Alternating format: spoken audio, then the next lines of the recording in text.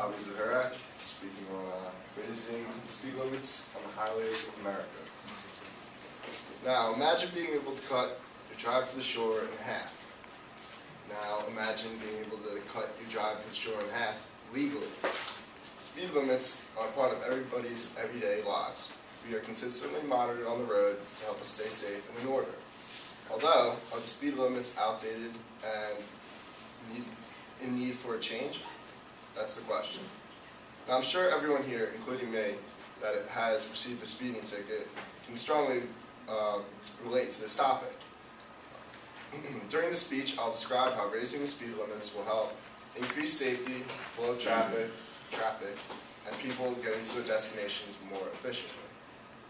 Let's start with the basics and discuss the need for changing speed limits.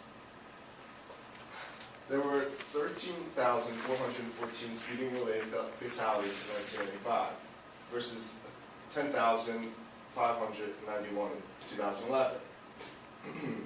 For these, only 964 occurred on interstate highways with speed limits over 55 miles an hour. This was from an article at Reason.com on the Texas 130 highway, which recently changed their speed limit up to 85 miles an hour. The reason for this dramatic change in speed fatalities is due to the interstate highway speed limits being raised since Congress repealed all federal imposed speed limits in 1995. Also note that only 11% of interstate highways with a speed of over 35 miles an hour.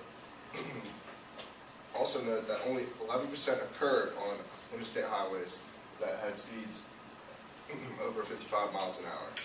This statement reinforces my statement of increasing safety on the highways. Raising speed limits in the region of the 85th percentile speed has been extremely beneficial on drivers complying with the posted speed limits, as said by the research done in an article done on the effects of raising speed limits by the U.S. Department of Transportation Federal Highway Association. This study concluded that more drivers would comply with the posted speed limits when raised. This would decrease accidents and make more free-flow traffic to increase efficiency for driving. Many argue that faster speeds will result in more fatalities, but as said by Police Chief Michael Gomez, even at 65 miles an hour, I don't think the speed would affect the crash any differently, when speaking on the one and only crash that has occurred since opening of Texas 130 highway so far. All of you are now thinking, since all of this information has been given to us, what can we do? The answer is this: raise the speed limits where physically possible. This will be done by engineers and physicists using speed zoning.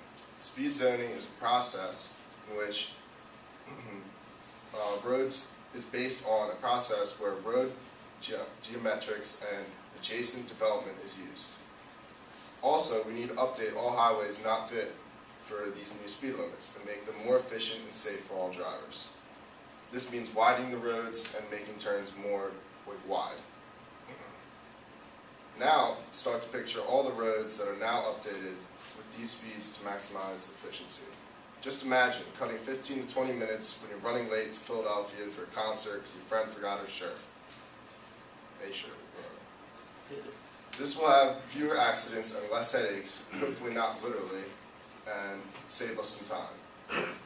This, I'm sure, is much more convenient than our current laws we're currently abiding. Since everyone is now as passionate as me with this new information, you can help by writing to your local authorities for the Highway Authorities Association and express your deep concern. So if you're trying to save some time getting from point A to point B, like me, without getting a hefty speeding ticket or in an accident, think about this and help raise the speed limits on the highways of America.